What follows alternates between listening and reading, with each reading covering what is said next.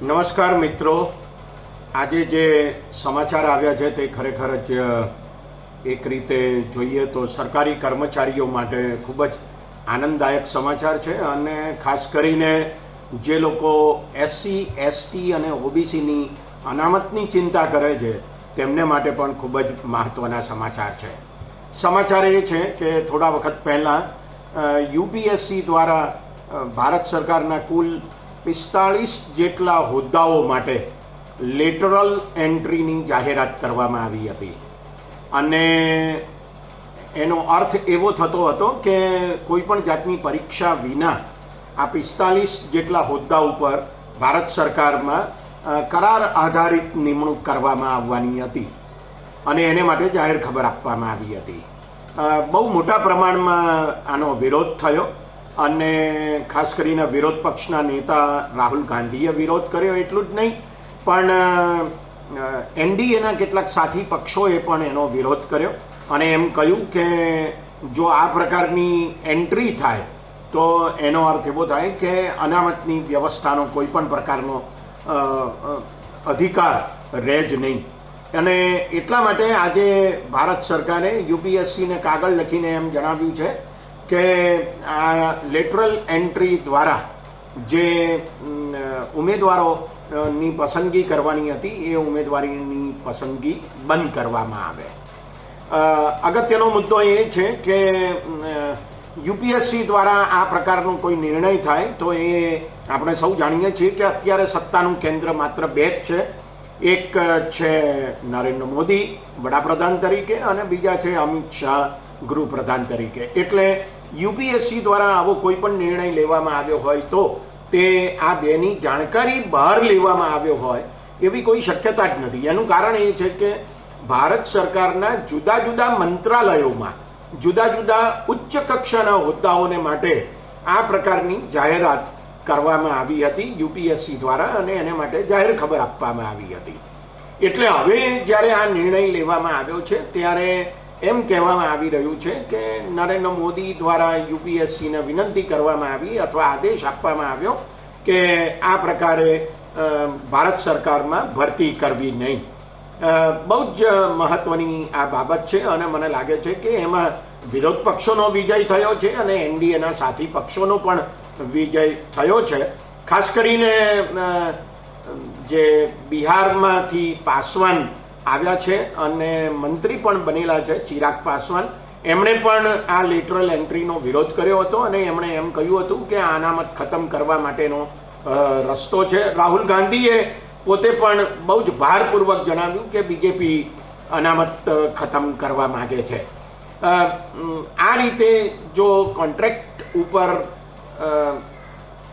પસંદગી કરવામાં આવે તો એનો અર્થ એવો થાય છે કે એમાં કોઈ પણ પ્રકારની અનામત લાગુ પડતી નથી.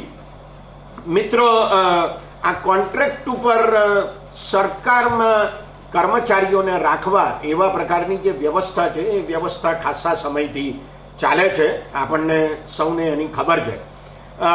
દાખલા તરીકે મને જો કોન્ટ્રાક્ટ ઉપર રાખવામાં આવ્યો હોય તો હું સચિવાલયમાં કે બીજી કોઈ જગ્યાએ કામ કરતો હોઉં તો પણ મને એ કોન્ટ્રાક્ટ હેઠળ કોઈ પણ પ્રકારની સલામતી પ્રાપ્ત થતી નથી. એટલું જ નહીં, હું સરકારનો પગાર લઉં છું પણ હું સરકારનો કર્મચારી ગણાતો નથી. આવા પ્રકારની એક પરિસ્થિતિ કરાર આધારિત જે કર્મચારીઓ રાખવામાં આવતા હોય છે એમની હોય છે.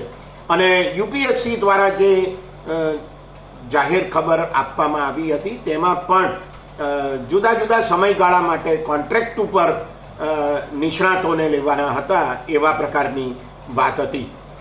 સરકારને નિષ્ણાતોની જરૂર પડે એ બહુ સ્વાભાવિક છે, એમાં કોઈ શંકાને સ્થાન નથી. પણ સરકારી હોદ્દા ઉપર નિષ્ણાતો કેવી રીતે આવે એ એક મોટો સવાલ હોય છે. એટલે સરકાર સલાહકાર પરિષદો રાખે છે, સલાહકારો નિમે છે અને એને આધારે સલાહ લઈને એ કામ કરે છે. એ એક હકીકત છે.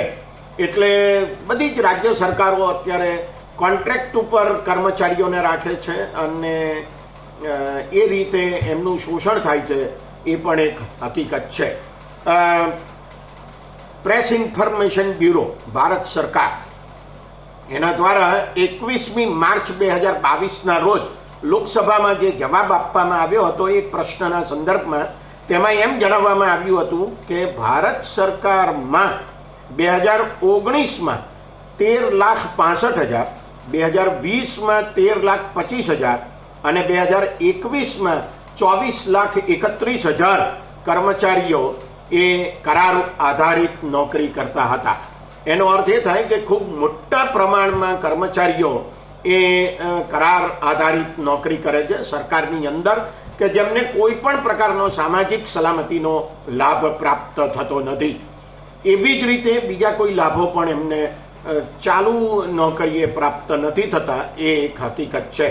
મિત્રો, ગુજરાતમાં અત્યારે જે કરાર આધારિત વ્યવસ્થા ચાલે છે સરકારમાં, તેમાં ઓછામાં ઓછા 4.5 લાખ જેટલા કર્મચારીઓ કામ કરતા હોય કરાર હેઠળ, એવી જાણકારી પ્રાપ્ત થઈ છે.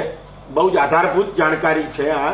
અને એમાં બહુ સ્પષ્ટ બાબત એ છે કે સરકાર સ્વદેશી કે વિદેશી કંપનીઓને કોન્ટ્રાક્ટ આપે છે અને એ કંપનીઓ પછી પગાર આપે છે જેમને કરાર આધારિત નોકરી મળે છે એમને.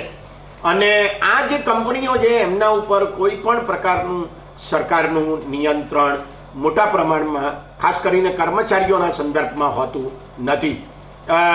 નરેન્દ્ર મોદી જ્યારે મુખ્યપ્રધાન હતા ત્યારે ગુજરાતની હાઈકોર્ટે કરાર આધારિત કર્મચારીઓને રેગ્યુલર નોકરીમાં એટલે કે કાયમી કરી નાખવા માટે જે આદેશ આપવામાં આવ્યો હતો, એ આદેશને પણ ગુજરાત સરકાર માનવા તૈયાર નહોતી. અને નરેન્દ્ર મોદી જ્યારે મુખ્યપ્રધાન હતા ત્યારે જ ગુજરાત હાઈકોર્ટના ચુકાદાની સામે સુપ્રીમ કોર્ટમાં કેસ ગુજરાત સરકારે દાખલ કર્યો અને એમ કહ્યું કે અમને તો આ ગુજરાત હાઈકોર્ટનો જે ચુકાદો છે તે માન્ય નથી, એટલે કે અમે આ કરારી કર્મચારીઓને કાયમી કરવાને માટે તૈયાર નથી.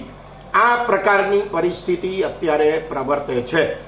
બહુ સ્પષ્ટ છે કે લેટરલ એન્ટ્રી એટલે કે કરાર આધારિત નિમણૂકો એ મૂળભૂત રીતે સમાન કામ માટે સમાન વેતન એવા પ્રકારનો જે સિદ્ધાંત ભારતના બંધારણમાં રાજ્યનીતિના માર્ગદર્શક સિદ્ધાંતોમાં લખવામાં આવેલો છે તેની વિરુદ્ધ છે. એટલે કે એક પ્રોફેસર હોય તો એને કાયમી નોકરી હોય તો એને જે પગાર મળે એના કરતાં જે કરાર આધારિત નોકરી કરતા હોય એમને અડધા કરતાં પણ ઓછો પગાર મળે એવા પ્રકારની પરિસ્થિતિ ગુજરાતમાં અત્યારે છે. આવું જ શિક્ષકો માટે છે અને આવું જ તમામ પ્રકારના તમામ સ્તરના એટલે કે વર્ગ 1, વર્ગ 2, વર્ગ 3, વર્ગ 4ના કર્મચારીઓને માટે છે. જ્યારે અમને કરાર આધારિત નોકરી આપવામાં આવે છે ત્યારે આમાં કોઈ વર્ગ રહેતો જ નથી. આ એક અગત્યનો મુદ્દો છે. અને બીજું કે જ્યારે કરાર આધારિત નોકરી આપવામાં આવે છે ત્યારે કોઈ પણ પ્રકારની અનામત એ લાગુ પડતી નથી. ખાસ કરીને જ્યારે એ કામ કંપનીઓને સોંપવામાં આવે છે. સરકાર પોતે જ્યારે ભરતી કરે છે ત્યારે તો ભલે કરાર આધારિત હોય પણ એમાં અનામત રાખે છે. દાખલા તરીકે શિક્ષકો કે અધ્યાપકોની નિમણૂક કરવાની હોય અને એ સરકાર પોતે કરતી હોય ત્યારે એ અનામતની વ્યવસ્થા લાગુ પડે છે. પણ જ્યારે કોઈ ખાનગી કંપનીને કોન્ટ્રાક્ટ આપવામાં આવે કે અમારે 25 કર્મચારીઓ જોઈએ છે કે 200 કર્મચારીઓ જોઈએ છે કે 250 કર્મચારીઓ જોઈએ છે, ત્યારે કોઈ પણ પ્રકારની અનામત લાગુ પડતી નથી. એટલે આમ જુઓ તો કરાર આધારિત નોકરીઓ એ મૂળભૂત રીતે SC, ST અને OBC માટેની અનામતનો છેદ ઉડાડનારી વ્યવસ્થા છે.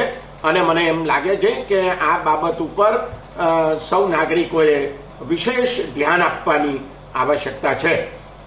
આજે જે આદેશ આપવામાં આવ્યો છે UPSCને કે એણે લેટરલ એન્ટ્રીથી કોઈ પણ પ્રકારની ભરતી કરવી નહીં, એ મને લાગે છે કે એક સારો રાજકીય નિર્ણય છે.